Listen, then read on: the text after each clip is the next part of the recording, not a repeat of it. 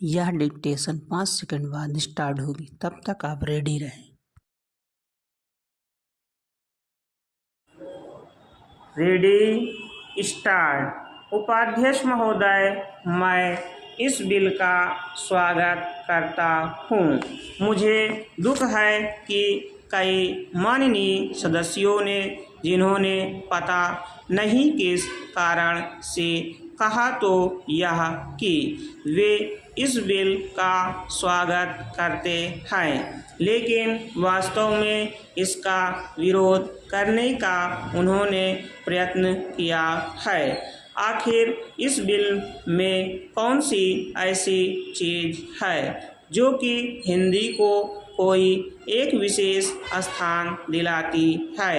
मैं पहले ही इस चीज़ को साफ कर देना चाहता हूँ कि मैं उन लोगों में से नहीं जो कि हिंदी के लिए कोई विशेष स्थान चाहते हैं। मुझे तो ऐसा लगता है कि जो सदस्य महोदय ऐसा कहते हैं कि इस बिल के द्वारा हिंदी को कोई विशेष स्थान दिया जा रहा है, उन्हें वास्तव में हिंदी का इतिहास मालूम नहीं है।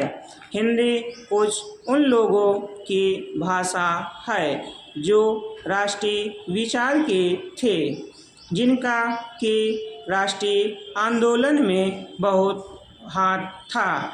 उन्होंने इसका प्रचार किया। यह ध्यान देने की बात है कि राष्ट्रीय आंदोलन के समय में हिंदी की एक ही संस्था नहीं थी, बल्कि दूसरे राष्ट्रीय विद्यालय भी थे और महात्मा गांधी के आदेश के अनुसार वे राष्ट्रीय विद्यालय काम करते थे। उनके द्वारा भी कुछ डिग्रियां और उपाधियां आदि बांटी जाती थी। अब इन विद्यालयों द्वारा उपाधि बांटने का काम जो कि उनके द्वारा पहले से किया जा रहा है, उसी को इस बिल के द्वारा यदि जारी रखा जाता है तो मेरी समझ में नहीं आता कि कैसे कुछ लोग यह समझ लेते हैं कि इस बिल द्वारा हिंदी को कोई विशेष स्थान दिया जा रहा है। मैं नहीं समझता कि इसमें हिंदी को कोई विशेष स्थान दिए जाने की बात है।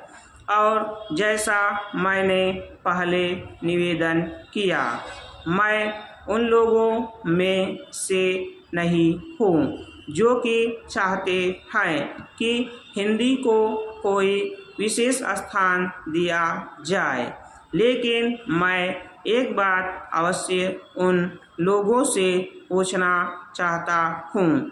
जब भी उन्हें अवसर मिलता है, किसी न किसी तरीके से एक ऐसे राष्ट्रीय निश्चय का जो कि आज नहीं बल्कि आज से कई वर्ष पहले लिया गया था, उसका विरोध करने के लिए तैयार रहते हैं। संविधान में राजभाषा के संबंध में स्पष्ट व्यवस्था दी हुई है, तो भी मेरे यह मित्र उसका प्रयत्न करते हैं। क्या उनके सामने देश की एकता के लिए दूसरा विकल्प है? स्टॉप।